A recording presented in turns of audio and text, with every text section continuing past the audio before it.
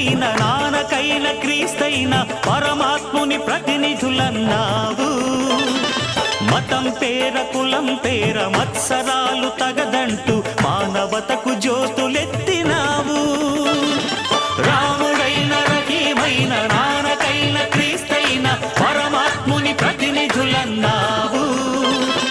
మతం పేర కులం పేర మత్సరాలు తగదంటూ మానవతకు జ్యోతులెత్తినావు. కటిక విషం మింగి మాకు కరుణ పంచినావు.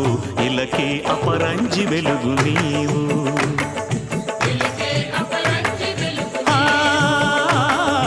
ఇలకే అపరంజి